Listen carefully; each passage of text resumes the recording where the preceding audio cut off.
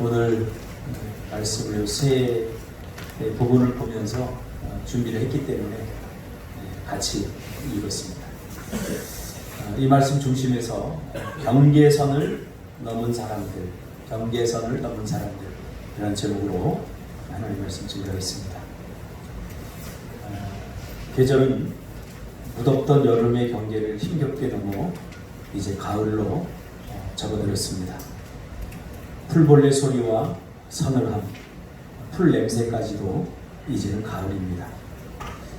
어제 준석 집사하고 잠깐 이야기를 하는데 아내가 스노클링 수영하는 걸 너무 좋아해서 스노클링 장비를 다 구입해 놓고는 제대로 사용도 해보지 못했다고 하는 이야기를 들었습니다. 이제 그런 응석을 부리고 푸념을 늘어봐도 여름은 이미 그 경계선을 넘어 가을이 되어버렸습니다. 2020년의 여름은 우리 인생에 다시 오지 않을 것입니다. 이제 우리는 가을 옷으로 갈아입고 가을 사람으로 살아야 합니다. 그래야 가을을 누릴 수 있습니다. 이것이 삶의 이치입니다. 사춘기는 어른과 아이의 육체적 심리적 경계선입니다. 사춘기라는 경계선을 잘 넘어야 비로소 건강한 인격과 독립된 정서를 가지고 어른의 나라에 입성하게 되는 것입니다. 그렇지 않으면 우리가 살펴본 것처럼 나이를 먹어도 여전히 그 마음과 정서는 유아기적 상태에 머물러 있는 미숙한 아이로 존재하게 되는 것입니다. 그래서 우리가 성인 아이에 대해서 말씀을 나누고 있습니다. 우리의 신앙생활도 마찬가지입니다. 사도 바울에 의하면 우리의 신앙에도 유아기, 아동기, 사춘기, 청소년기, 성인기, 완숙기 등으로 구분할 수 있겠다 이런 생각이 듭니다. 그렇지 않으면 아직도 그 어디쯤의 경계선에 머물러 무질서와 혼란스러움 속에서 살아가는 사람도 있을 수 있습니다. 성경에 의하면 그리스도인이란 이미 죄와 사망의 증상들로 가득한 이 어두운 세상의 경계선을 넘어 빛과 생명 안으로 들어온 사람들입니다. 그런 의미에서 우리는 이미 경계선을 넘은 사람들입니다. 우리는 육에 속한 사람들이 아니라 영에 속한 사람들입니다. 육을 입고 있지만 영의 사람들, 영이 살아난 사람들입니다. 우리는 육의 경계선을 넘어 영으로 들어온 사람들입니다. 로마서 8장에 의하면 우리는 죄라는 철조망에 갇혀 사망의 권세를 맛보며 죽음의 증상들로 고통받았는데 예수 그리스도로 말미암은 생명의 법이 그 죄의 경계선을 허물어버리고 우리를 해방하였습니다. 그러므로 우리가 얻은 자유는 내 마음대로 살고 싶고 내가 하고 싶은 대로 하려고 하는 그런 방종이 아니라 바로 우리가 얻은 해방, 우리가 얻은 자유는 죄로부터의 자유입니다. 우리가 항상 이것을 기억해야 됩니다. 이것을 깨닫지 못하면 못한 사람들은 구원을 받았음에도 불구하고 여전히 자기 마음대로 삽니다. 우리가 해방받고 우리가 자유한 것은 죄로부터의 자유입니다. 죄로부터. 에베소서 2장 3절에 의하면 우리는 본질상 진노의 자녀였습니다. 이 말은 뭐냐면 우리가 무엇을 해도 죄인이라는 사실이에요. 어떤 선을 행하고 어떤 좋은 일을 하고 우리가 아무리 발버둥 쳐도 우리는 절대 선해질 수 없다는 거예요. 하나님이 보시기에 의인이 될 수 없다는 거예요. 그래도 죄인인 거예요. 그래도 죄인. 이것이 본질상 진노의 자녀. 내가 1등을 해도 이 사람은 1등을 할 수 없는 거예요. 전에는 우리도 다 그 가운데서 우리의 육체의 욕심을 따라 지내며 육체와 마음에 원하는 것을 하여 다른 이들과 같이 본질상 진노의 자녀이었다. 무슨 말입니까? 우리의 정체성은 바로 육에 속한 자였다. 육에 속하 있다는 것은 사망을 말하는 거죠. 그러니까 단순히 이 사망은 죄의 증상들을 우리가 이 세상 가운데서 다 누리며 살아야 된다는 거예요. 죄가 주는 증상들, 두려움, 불안, 고통, 죽음의 고통, 이 모든 것들을 다 누리며 살아가게 된다는 거죠. 그래서 우리 기독교는 성악설입니다. 우리는 태어나면서부터 죄인입니다. 무엇을 해도 죄의 종이라고 하는 정체성을 벗어날 수 없었습니다. 그러나 하나님의 사랑과 그 은혜를 인하여 죄의 경계선이 죄의 담을 허물고 우리를 죄로부터 구원해 우리에게 자유를 주신 것입니다. 이게 지금 이렇게 제가 쉽게 이야기하는 것 같지만 이 과정을 여러분들이 다 겪으신 것입니다. 이게 얼마나 감격적이고 감동적인 이야기인지 모릅니다. 이 이야기에 우리의 지정의가 반응을 해야 되는 거예요. 아, 그렇겠구나. 그저 지식적으로만 알고 있으면 반드시 우리의 삶에 문제가 생깁니다. 이건 지식적으로 깨닫고 정서적으로 반응을 하며 나의 그 고통스러운 죄에서 나를 해방시켜 주신 주님에 대한 감격과 감사가 넘쳐나는 거죠. 그러면서 의지적으로는 내가 다시는 죄의 종이 되어서는 안 되겠구나 하는 결단을 우리가 매일매일 해야 되는 거죠. 이게 전인격적인 구원을 받은 사람들의 보통의 모습입니다. 에베소서 2장 8절에 보니까 너희는 그 은혜를 인하여 믿음으로 말미암아 구원을 받았으니 이것은 너희에게서 난 것이 아니요 하나님의 선물이라. 그러면서 9절에 행위에서 난 것이 아니니 이는 누구든지 자랑하지 못하게 함이라 하고 말씀하고 있습니다. 자꾸 구원을 행위로 자꾸 나가려고 그래요.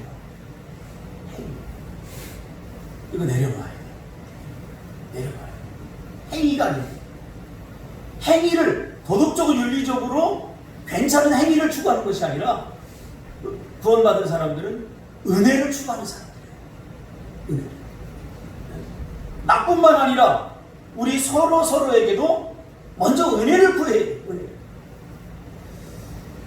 구원은 인간의 어떤 개입이나 어떤 노력에 의해서 이루어지는 것이 아니라 하나님의 일방적인 사랑, 즉 은혜에 의해서 주어졌다는 것입니다. 그 은혜에 의하여 믿음으로 말미암아 구원을 얻은 거예요. 그러니까 믿음조차도 하나님께서 우리에게 선물로 주신 거예요. 우리가 한 것은 아무것도 없어요. 우리는 그저 하나님이 우리에게 주신 믿음을 선물로 수납, 받았을 뿐이에요. 자, 그러나 이 구원을 누리는 것은 그 은혜를 맛본 자들의 능동적이고 자발적인 참여로 누리게 되는 것임을 성경은 여러 곳에서 말씀하고 있습니다. 구원은 하나님이 우리에게 주신 은혜, 믿음으로 말미암아 구원을 받았지만 이 구원을 누리는 것은 우리의 능동적이고 자발적인 참여를 요구합니다. 인간론을 할 때 우리가 충분히 이 부분을 다루었습니다. 왜 그런지. 내가 아무것도 하지 않는데 하나님께서 나에게 은혜를 막 주시진 않아요. 내가 이 은혜를 누리려면 능동적으로 이 구원에 참여해야 돼요. 적극적으로 이 구원에 참여해야 돼요. 그래야 구원의 기쁨과 감격을 내가 누릴 수 있는 거예요. 제가 구원 상담을 많은 사람들을 하면서 느낀 게 바로 이거예요. 많은 사람들이 이 부분에서 은혜를 값싸게 여겨버려요. 하나님이 나를 구원해 주셨으니까 나는 이미 구원 받았다. 그러면서 내 삶을 내 맘대로 살아요. 이거는 구원을 잘못 이해하잖아요. 그러니까 구원의 감격과 기쁨을 내 삶 속에서 누리지 못하는 거예요. 누리지 못해요. 이제 우리의 싸움은 누리느냐 누리지 못하느냐의 싸움이에요. 제가 거듭해서 말씀드리죠. 그래서 영적 삶을 사는 성도의 삶은 윤리와 도덕을 추구하는 삶이 아니라 은혜를 추구하는 삶이어야 됩니다. 여러분, 여기에 귀를 닫아버리면 안 됩니다. 내가 하나님으로부터 값없이 용서함을 받았듯이 나도 누군가를 값없이 용서해 주는 것, 이것이 은혜 받은 자의 삶의 자세와 태도가 되어야 합니다. 그러므로 믿음의 순종은 이 구원을 누리는 적극적이고 능동적이며 자발적인 참여 방법입니다. 우리는 이제 예수의 이름을 힘입는 삶을 살게 된 것입니다. 요한복음 20장에 나오는 말씀처럼 그 이름을 힘입는 삶. 우리가 다 힘입는다는 무슨 말인지 알지 않습니까? 백그라운드에 누가 있느냐 이 말이에요. 형욱이 뒤에 엄마 아빠라고 백그라운드가 있기 때문에 당당할 수가 있는 거예요. 친구들하고 누가 뭘 사주면 나도 아빠가 있으니까 사달라고 해야지. 이거 뭐예요? 든든한 거예요. 든든한. 근데 저는 아버지가 없으니까 누가 뭘 사면 말할 수가 없더라고요. 기죽게 되더라고요. 힘입는다 이 말은 우리 뒤에 하나님이라고 하는 백그라운드가 있다 그 말이에요. 이 예수의 이름을 힘입을 때 세상을 넉넉히 이길 수 있다고 요한은 요한일서 5장 4절에서 말씀하고 있습니다. 이게 힘입는 삶입니다. 하나님 말씀을 주시고 예수님이 우리를 구원해 주신 것은 예수를 힘입는 삶을 살게 하기 위해서 우리를 구원해 주신 거예요. 그러나 많은 사람들이 예수의 이름을 힘입는 삶을 살지 못해요. 요한일서 5장 4절 이하에 보니까 무릇 하나님께로부터 난 자마다 세상을 이기느니라. 세상을 이기는 승리는 이것이니 우리의 믿음이니라. 청소년식의 가장 힘든 것 중에 하나 공부입니다.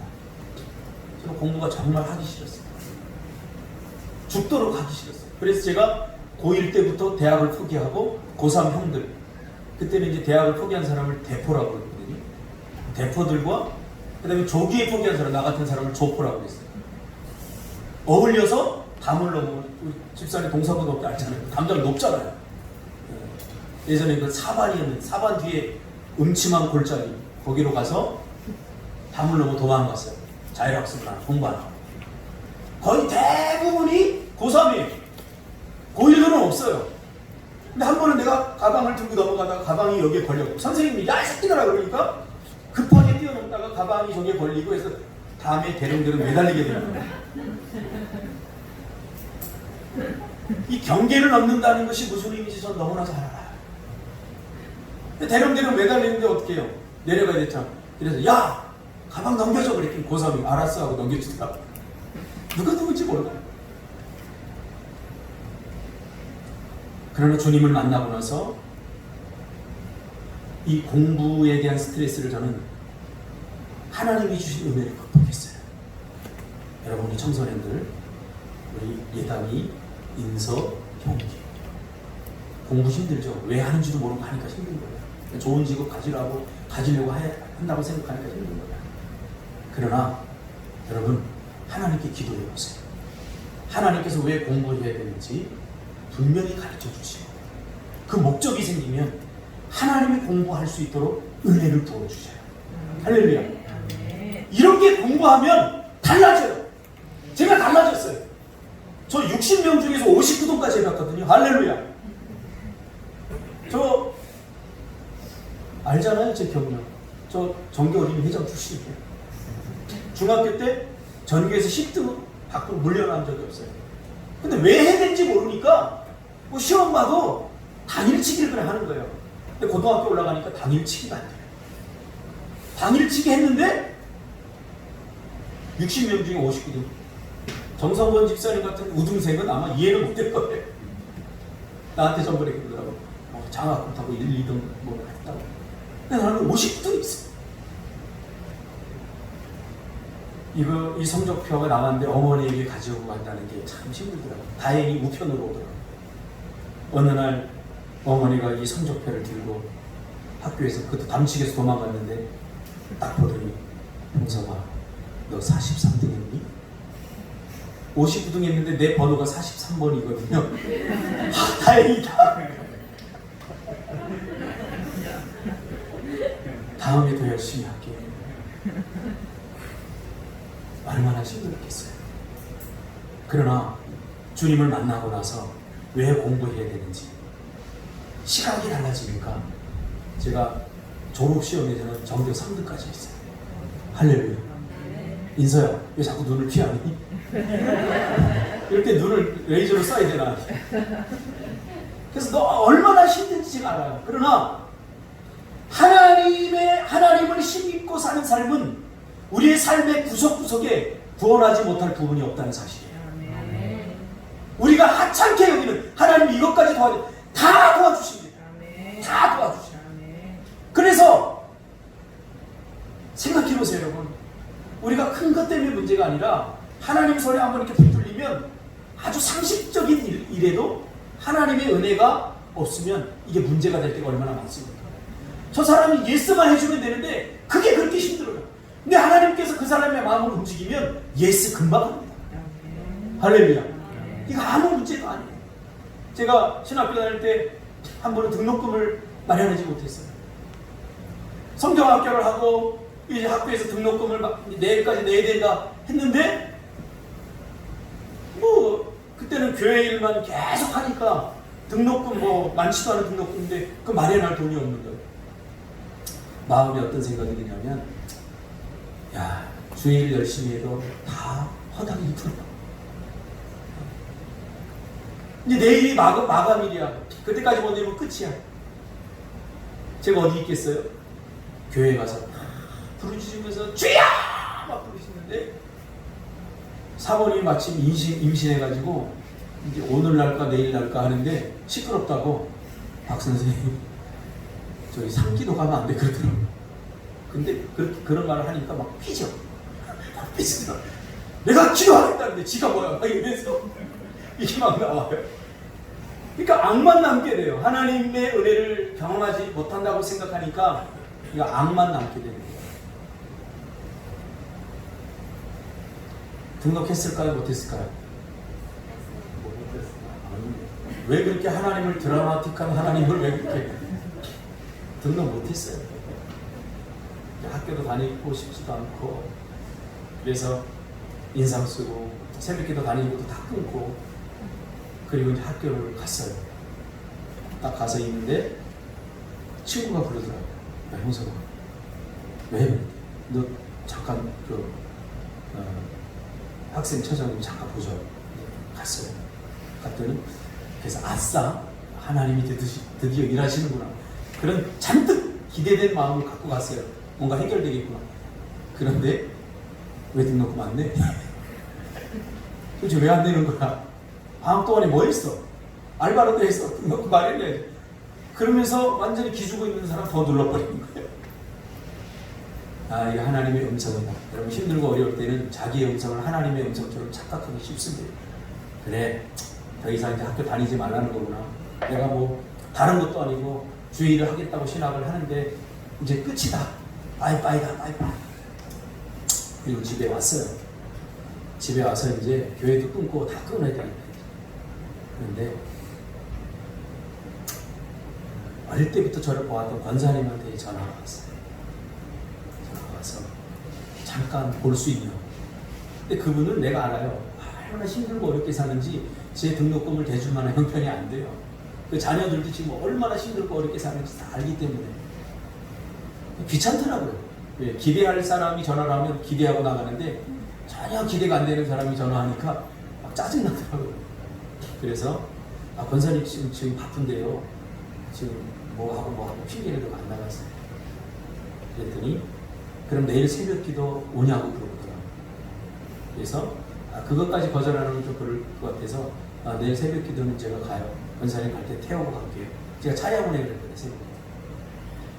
그래서 차량이 새벽기도 태우고 이렇게 갔는데 권사님 걸 꼬깃꼬깃한 그 봉투에다가 지금도 아니죠. 그래. 우체국 봉투를 우체국 거기다가 오랫동안 이걸 가지고 있었던 것 같아요. 허름해졌어요. 얼마나 만졌는지. 그걸 이렇게 주시면서 이렇게 등록을 했냐고. 그래서 제 손에 이렇게 주어지더라고요. 그게 등록금의 전부일 거라고 생각을 안 했어요.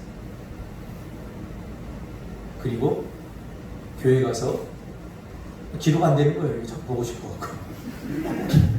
주야! 제가 꺼내서 했어. 정확하게 아마 목사님한테 물어봤겠죠. 제 등록금이 거기에 들어오고 있었어요.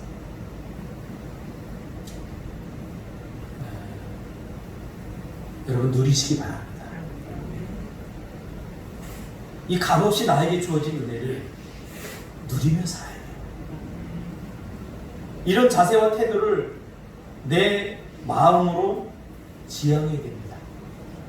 여러분 믿을 사람이 있습니까? 없잖아요. 여러분 힘입을 사람이 있습니까? 없잖아요. 하나님은 마음 놓고 주님을 힘입고 살라고 우리를 구원시켜 주시고 특히 오늘 우리가 다루고 싶은 부분은 우리가 이 구원을 누리기 위해서 가져야 될 마음의 자세와 태도입니다. 이 구원을 우리가 마음껏 누리기 위해서 가져야 될 마음의 자세와 태도가 있어요. 그 첫 번째는 뭐냐면 넓은 마음입니다. 전혀 이 매치가 안 되는 것 같지만 제가 성경을 읽으면서 여러 곳에서 발견했어요. 하나님이 우리에게 주신 구원 우리가 왜 누리지 못할까? 우리 대부분 그냥 믿음이 없어서 라고 생각하고 믿음을 세분화하지 않았어요. 그러나 여러 곳에서 발견되어지는 것은 뭐냐면 구원을 누리려면 넓은 마음이 있어야 된다. 오늘 우리가 읽은 열왕기상 4장 29절. 솔로몬이 하나님께 제사를 드리죠. 1,000번제를 드리죠. 그리고 하나님께서 솔로몬에게 내가 네게 무엇하여 주기를 원하느냐 라고 말했을 때 솔로몬이 지혜를 주십시오 라고 말합니다. 그런데 4장 29절에서는 하나님께서 뭐라고 말씀하시냐면 바닷가의 모래 같은 헤아릴 수 없는 넓은 마음을 주셨다라고 말합니다. 지혜를 주면서. 이거 뭐냐면 지혜를 담는 그릇이에요. 그릇. 하나님의 은혜가 문제가 아니라 그 은혜를 담는 우리의 마음의 그릇이 항상 문제예요. 우리의 마음이 오염되고 죄로 말미암아 육적인 것들이 우리 안에 가득 차 있으면 하나님의 은혜가 담겨지지 않습니다. 넓은 마음이라고 하는 것은 정결한 마음, 깨끗한 마음, 죄로 오염되지 않은 그런 마음입니다. 이 넓은 마음이라고 하는 이 마음이 주로 사용되는 곳은 어떤 곳이냐면 선교나 전도, 내 이야기를 할 때 성경에서 넓은 마음이라는 마음이 있습니다. 좀 이해를 돕기 위해서 쉽게 말하면 요나에게는 이 마음이 없었어요. 넓은 마음. 편협한 마음이 있었죠. 자기 민족주의. 그래서 니느웨 백성을 구원하라 라고 하는 하나님의 음성을 편협하고 왜곡되게 받아들이게 되죠. 그의 마음. 하나님의 은혜가 그의 마음을 통과하지 못하는 거죠. 그래서 어떻게 했어요? 나 안 갈래요. 그리고 다스시로 가는 배로 탑을 했어요. 왜 안 갔어요? 저렇게 우리 민족을 괴롭히고 저렇게 우상숭배라는 저런 사람들은 마땅히 하나님께서 멸망시켜야 된다 라는 편협한 생각에 사로잡혀 있기 때문에 그래서 갈 수 없었거든요. 그의 마음이 옹졸해진 거죠. 그의 마음이 좁아진 거죠. 이 옹졸한 마음, 좁아진 마음을 가지고는 구원의 기쁨과 감격을 누릴 수 없을 뿐만 아니라 전도하는 것도 불가능하다는 사실이죠. 이 요나의 옹졸하고 편협한 생각이 하나님의 계획을 삐뚤어지고 어그러지게 하고 있는 것입니다. 지혜는 하늘의 은혜입니다. 지식을 활용할 수 있는 능력입니다. 솔로몬이 왕이 되고 나서 가장 두려웠던 것은 바로 자기 아버지를 섬겼던 신하들과 그 백성들, 기라상 같은 그 아버지와 그 정치권들을 과연 자기가 담아낼 수 있을까? 그 패역한 백성들을 내가 담아낼 수 있을까? 기도하며 고민한 결과가 뭡니까? 이건 불가능하다. 여러분, 여러분의 인생을 여러분이 마음먹은 대로 살 수 있다고 하는 생각을 빨리 버려야 돼요. 이 사람은 아직도 철이 들든 사람이에요. 내가 뭐만 주어지면, 뭐만 되면 그게 안 돼서 문제잖아요. 그런 환경, 불가능한 조건을 자꾸 들이대면서 그때가 오면 내가 할 것이다라는 생각을 버려야 돼요. 그리고 제일 먼저 하나님 앞에 엎드리고 하나님, 나는 아무것도 아닙니다. 나는 아무것도 할 수 없습니다. 이때부터 철이 들기 시작해요. 솔로몬이 그랬다니까요. 아무리 생각해도 어린 나이에 왕이 됐는데 도저히 이 백성들을 다스릴 만한 능력이 자기 안에 없다는 것을, 아무리 봐도 없다는 것을 깨닫게 되는 거죠. 그래서 하나님 앞에 지혜를 구했던 것입니다. 하나님의 마음을 자신 안에 담을 때, 그때 비로소 온전한 통치를 할 수 있다고 깨닫게 된 거죠. 그러니까 솔로몬은 자신을 너무 잘 알았던 사람이죠.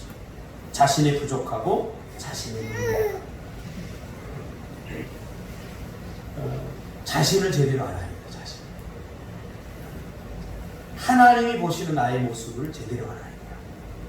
그래야 우리가 하나님 앞에 답착하게 엎드릴 수 있어요.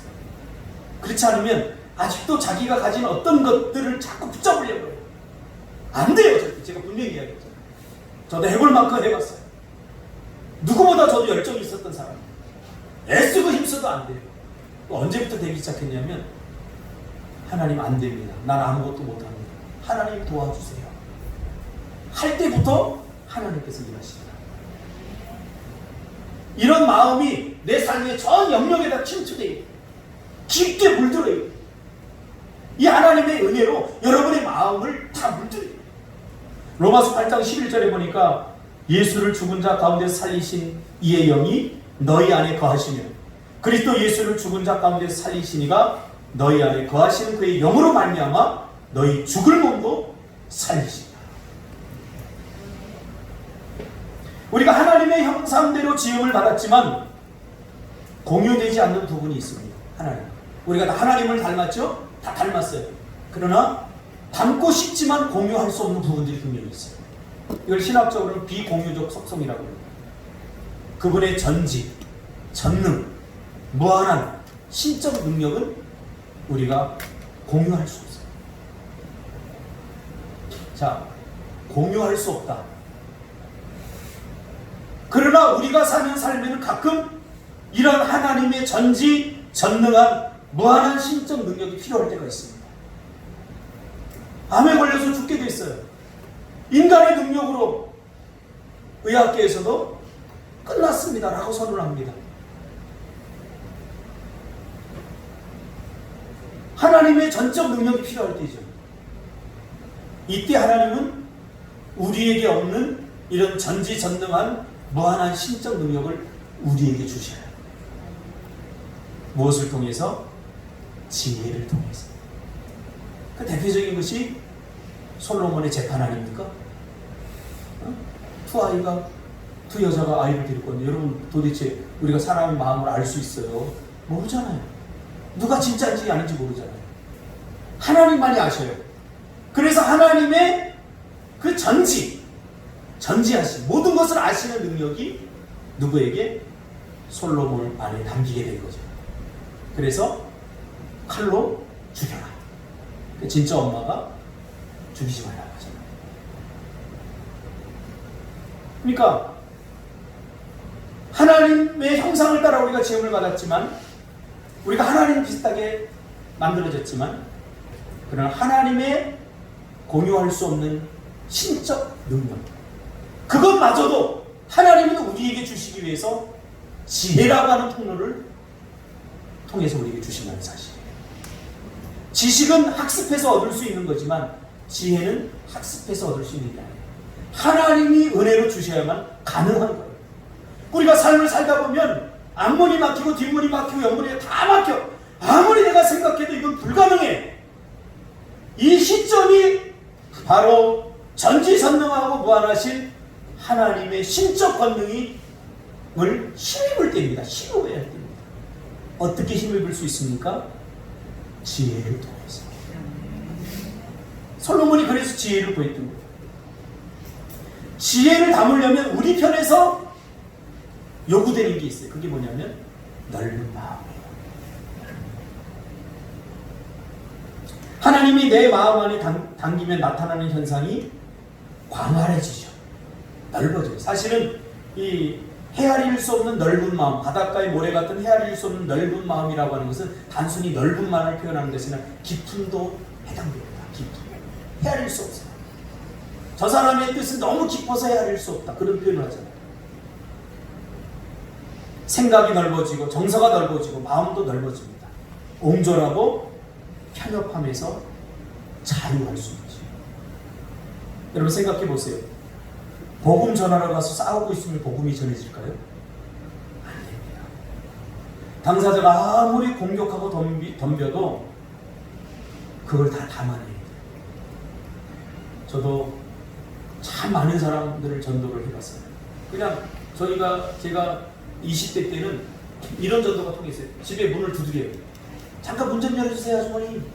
그때 문을 열어줬어요. 지금 안 열어줘요. 개덕교 왔네, 그거 안 열어줘. 그때는 열어줬어요. 그러면 뭐 전도 훈련 받은 대로 애가 있군요. 그래서 막 애 이뻐하고 막 이렇게 하면서 복음을 전하면 그때는 복음을 받아들였어요. 근데 정말 물 뿌리는 사람들도 소금 뿌리는 사람이 있어요. 저 소금 많이 맞았어요. 물벼락 많이 맞았어요. 어떨 때는 막 복음을 전하다가 논리적으로 막 맞지 않으면 그 사람도 막 대놓고 거기서 막 큰 소리 내고 싸우기도 했어요. 아닙니다. 내 그릇을 넓혀요. 그리고 더 넓혀요. 제가 그 미얀마에 있는 선교사님 가면 이제 그분과 제가 여러 가지 이제 목회적 이야기, 성경적 이야기 이렇게 나누는데 그분이 그런 이야기를 하더라고요. 참 미얀마 사람들 야같다고. 여러분들한테 이야기하는 거지만 참 야같다. 얼마나 자기 유익에 약삭하는지 모릅니다. 이 한국에서 좋은 물건들이 오고 또 좋은 시스템, 또 자녀 교육 이런 거 나오니까 그런 것에 굉장히 민감하게 반응하고 자기 약은 것만 싹싹 취합니다. 근데 그런 사람들을 보면 약간 얄밉고 밉다고. 그럼에도 불구하고 그런 마음이 들 때마다 선교사님이 하는 기도가 있고요. 하나님, 내 마음을 넓혀주세요. 다 담을 수 있도록 도와주세요. 왜? 당기지 않으면 선교가 안 돼요. 그 아이들. 우리하고 친밀하게 지냈던 조투소도 그런 형제 중에 하나. 뭐가 오면 한국에서 좋은 물건 오고 그러면 자기가 제일 먼저 와가지고 좋은 거 싹 빼간대요. 그러니까 선교사님이 야 애들한테 가서 한국에서 물건 왔다 가져가라고 그러면 본인이 먼저 가서 좋은 거 싹 빼놓고 그리고 가가지고 애들 한국에서 옷까지 왔어. 그리고서 허름한 거 다 가져가게 합니다. 넓어야 돼. 예수님죠. 예수님은 우리 인류를 다 담았잖아요. 개척을 하고 어떤 안수 집사님이 등록을 하셨어요. 굉장히 든든했습니다. 교회를 도맡아서 하고 정말 힘썼어요. 근데 그의 성탄절에 윷놀이를 하는데 그 안수 집사님하고 저희 교회 어떤 청년과 대판 싸웠어요. 말 놓는 것 때문에. 윷이 나오면 한 번 더 해야 되냐 말아야 되냐, 잡은 것 갖고 한 번 더 해야 되냐 말아야 되냐. 그냥 싸운 게 아니라 대판 싸웠어요. 제가 그걸 목도하고는 낙심이 됐습니다. 야, 그거 이겨서 뭐 하려고. 물론 최선을 다해야 됩니다. 뭐 그냥 다 져주는 거고 재미없잖아요. 최선을 다해야 됩니다. 그러나 그렇게 별로 중요하지 않은 것 때문에 목숨을 걸 필요가 좀 없습니다. 우리 안에 있는 육신의 것들, 우리 안에 육신의 것들이 들어오면 우리의 생각이 편협해지고 고정관념에 사로잡히게 되고 옹졸해집니다. 갈라디아서 5장 19절 이하에 보면 육체의 일에 대해서 아주 구체적으로 말해주고 있습니다. 우상 숭배, 주술, 원수 맺는 것과 분쟁과 시기와 분냉과 당짓는 것과 분열함과 이단과 투기와 술 취함과 방탕함 등 옹졸하고 편협한 생각 또한 육체로부터 파생되는 육의 것들입니다. 마음이 넓지 못하면 자꾸 오해하게 됩니다. 열등감이 작용하고 우월감이 작동합니다. 이미 자존감이 높은 사람은 굳이 자기 자랑, 자기 드러냄 하지 않아도 됩니다. 왜? 다 알아요. 독수리는 참새와 절대 싸우지 않습니다. 두 날개를 펴서 날아오는 거죠. 이게 왜 중요하냐, 여러분 마음이. 이런 마음이 있으면 자꾸 하나님과 멀어지기 때문에 내 안에 분노와 상처가 쏟아져 나옵니다. 그러므로 매일매일 나를 쳐서 복종해야 됩니다. 내 안에 담겨진 하나님의 마음으로 생각하고 일할 수 있도록 그렇게 나의 옛 자아들, 육신에 속해 있는 것들을 날마다 쳐야 됩니다. 내 안에 육신적인 것들을 추구하면 하나님의 지혜에서 자꾸 멀어집니다. 갈라디아서 5장 17절에 보니까 육체의 소욕은 성령을 거스리고 성령은 육체를 거스리나니 이 둘이 서로 대적하므로 너희가 원하는 것을 하지 못하게 하니라. 결국 뭐예요? 하나님의 고상하고 고결한 방법으로 살지 못하게 육체의 것들이 방해한다는 거죠. 그러므로 더 넓어지는 수밖에 없습니다. 넓히는 방법은 따로 없습니다. 용서하고 참아주고 사랑이 안 되더라도 자꾸 사랑하려고 추구해야 돼요. 그러다 보면 나도 모르게 넓어져요. 제가 해봤어요. 넓어지더라고요. 그렇지 않으면 자꾸 옹졸해져요. 요만한 것 갖고 오해하고 분노하고. 제가 축구를 하면서 배운 게 있어요. 이번 주에도 축구했더니 우리 현서가 얼마나 잘하는지 저는 깜짝 놀랐어요. 진짜 확 늘었어요. 예전에 버벅대 있는데 지금 플레이는 아주 간결하고 깔끔해요. 패스를 줬더니 바로 넣더라고요. 야, 현서가 수준이 있는 목사님하고 축구를 해더니 저렇게 달라졌죠. 20대 축구 과거에 좀 해봤던, 고등학교 때까지 해봤던 친구들하고 축구를 하면 정말 힘겹고 벅차요. 따라가기도 힘들고 우리 같은 사람들 뭐 10명도 적게 해요. 근데 힘들고 어렵지만 그 친구들하고 축구하고 나서 제 또래의 목사님들과 축구하면 저는 그곳에 우상이 됩니다. 저를 따라올 사람이 저는 8명도 제낀 적이 있어요. 목사님들. 제끼려고 제낀 게 아니라 뻥치고 뛰니까 못 따라와요. 목사님들이 뒤에서. 여러분, 삶의 수준을, 마음의 수준을 넓히려면 예수님과 노시기 바랍니다. 예수님과 놀아요. 우리의 비교의 대상은 사람이 아니에요. 예수님과 노세죠. 예수님은 어떻게 용서했는가? 예수님은 어떻게 사랑했는가? 예수님은 어떻게 참아냈는가? 괜히 어떤 사람을 보고 모델링을 삼았고 저 사람도 죄 짓네? 나도 죄 한번 적어도 되겠네? 이런 엉뚱한 짓거리 하지 말고 우리의 삶의 수준은 예수님입니다. 예수님과 노시기 바랍니다. 예수님은 인류를 담아내신 분입니다. 그래서 자신을 배신한 제자들에게 기꺼이 다시 찾아갈 수 있었죠. 사랑하는 성도 여러분, 넓어지시기 바랍니다. 우리 그리스도인은 누구와 싸워도 지지 않을 논리로 무장하게 됩니다. 그러나 싸움으로 해결되지 않는다는 것도 깨달아야 됩니다. 오직 사랑으로 해결이 됩니다. 사랑이 없으면 아무것도 아닙니다. 혹여 여러분들 가운데 신앙생활 10년이시면 30년, 아니 평생 해온 분들도 있을지 모릅니다. 이거 하나만 체크하면 됩니다. 내 안에 사랑이 있는가? 사랑이 없으면 종교 생활할 거예요. 다른 게 없어요. 성경이 그렇게 말해주고 있어요.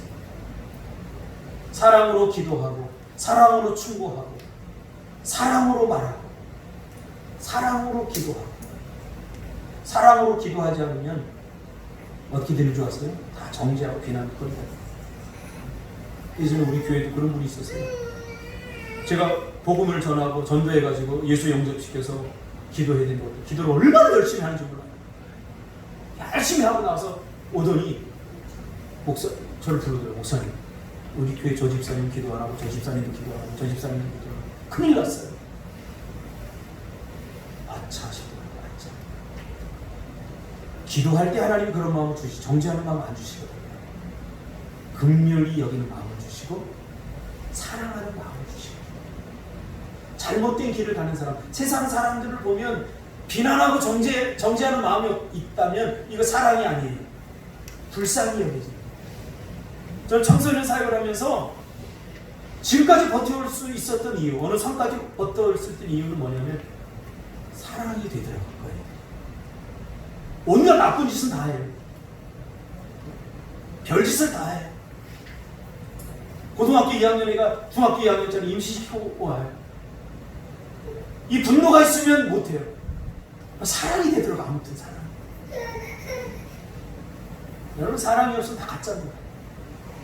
사랑이 없으면 아무것도 아니라고 성경이 이미 말하고 있습니다. 헤아릴 수 없다는 것은 인간의 영역이 아니라 하나님의 영역, 하늘의 영역입니다. 그러므로 여러분, 지혜를 담을 수 있는 넓은 마음, 여러분 넓히시길 바랍니다. 이미 주신 마음 안에 우리가 더 많이 용서하고 더 많이 사랑하고 더 많이 수고하고 더 많이 애쓰시기 바랍니다. 그럼 나도 모르게 넓혀집니다. 두 번째로 온유함입니다. 민수기 12장 3절에 이 사람 모세는 온유함이 지면의 모든 사람보다 더하더라. 참 예수 믿는 사람들의 마음은 참 부드러워야 됩니다. 부드러워야 됩니다.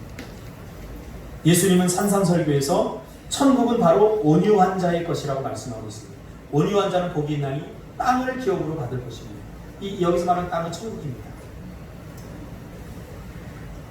마음이 경직되고 딱딱하게 굳지 않은 상태를 말합니다.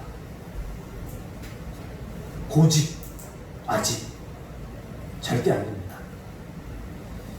그리스도인들에게 말씀 외에 절대 안 돼 이 말을 없애야 돼요. 나 이거 절대 못 돼, 절대 못 먹어, 절대 안 해. 성경 말씀 외에 만들어진 절대는 다 고집과 아집, 고정관념에서 나옵니다.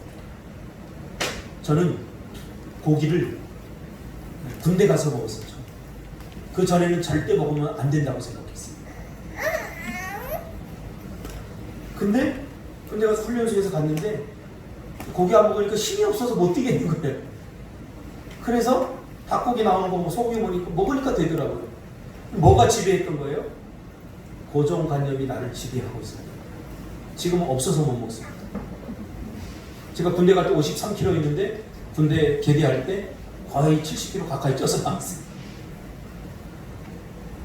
고정관념, 딱딱하고 굳은 마음에서 만들어낸 신념입니다. 신념이란 근거 없는 자기 확신입니다. 물론 몸에서 안 받아서 못 먹는 거 있을 수 있어요. 그런 거 말하는 거 아니에요. 호세아는 이런 마음을 묵은 땅이라고 말합니다. 묵은 땅은 생산성을 잃어버린 땅입니다. 한때는 부드러워서 그 씨앗을 잘 받아들여서 발화시키고 그리고 자라게 해서 열매를 맺어서 소출이 있었는데 어느 순간부터 딱딱하게 굳어져서 더 이상 자랄 수 없는 잡초만 무성한 땅으로 변질된 거죠. 이스라엘의 마음의 상태를 드러내고 있습니다. 신앙생활 한 10년 하면 하나님의 말씀이 잘 안 들어온다고 합니다. 왜 그런 줄 아세요? 마음이 굳어졌기 때문에. 또 들었던 말씀. 이거 얼마나 교만한지 몰라요. 왜? 하나님의 말씀은 다주의미이기 때문에 내일 들어오면 또 새로워요. 왜? 내일은 새로운 날이잖아요. 어제 같은 날이 아니잖아요. 나도 조금 바뀌었어요. 환경도 다 바뀌었어요. 그래서 새로운 말씀이에요. 10년 후가 되면 또 새로운 환경이에요. 근데 어제 들었던 말씀으로 오늘을 먹으려고 그러면 이 만나는 상하게 되어 있습니다. 오늘은 오늘의 말씀으로 하루를 버텨요. 태한 집사가 그런 이야기를 했다고 그러죠. 어떤 목사님이 그런 얘기를 했다고 그러면서 주일학교 신년 사역하면 더 이상 줄 거 없다고. 그 목사는 가짜입니다. 자기 개발을 하지 않고 하나님으로부터 가까이 가지 않는 사람입니다. 그 말을 듣는 사람도 가짜입니다. 갖고 해야죠. 갖고 해야죠. 어제 걸로 오늘을 먹으려니까 자꾸 식상한 거예요. 저도 일주일 내내 말씀을 보면서 이 말씀을 전하기 위해서 여러분 식상하면 제가 먼저 식상해야죠. 제가 이 성경을 얼마나 많이 보는데 책으로도 보고 성경으로도 보고 그럼 식상해야죠 이 말씀이. 근데 저는 조금 더 식상하잖아요. 매일 읽을 때마다 새로워요. 어제 똑같은 온유함이라는 말씀을 들었는데 오늘 온유함이라는 말을 들으면 내가 어제 읽은 것을 싹 잊어버려요. 오늘 어떻게 그렇게 은혜가 되는지 몰라요. 마음을 낮은 곳에 두어야 돼요. 주일 앞에 살고 평생 하는 거예요. 평생. 애들이 식상해지면 애들이 식상해지는 게 아니라 내가 내 신앙을 점검해볼 필요가 있는 거예요. 어떤 분은 그래요. 아니 목사님 설교 제목만 들어도 난 다 알아요. 난 좀 불쌍해요. 뭘 안다는 거지. 혹여 우리가 그런 마음이 든다면 우리는 철저히 내 마음이 묵은 땅이 되어버렸구나. 이게 이미 굳어버렸구나. 온유함이 사라졌구나. 하나님 앞에 은혜를 부릅니다. 하나님이 주도하는 하늘나라의 주인공은 항상 부드러운 자들의 승리를 말씀하고 있습니다. 하나님은 묵은 땅에 어떤 축복의 씨앗을 뿌리지 않습니다. 우리의 딱딱하고 굳은 마음, 딱딱하고 경직된 마음을 여러분 벗어버리시기 바랍니다. 이 모세는 40년 광야를 겪으면서 얼마나 충동적이고 파도 많고 딱딱한 굳은 사람이었습니다. 그런데 40년 광야를 겪으면서 그의 마음이 얼마나 부드러워졌는지 하나님이 그에 대해서 뭐라고 합니까? 이 지면에 모세처럼 온유한 자는 없다.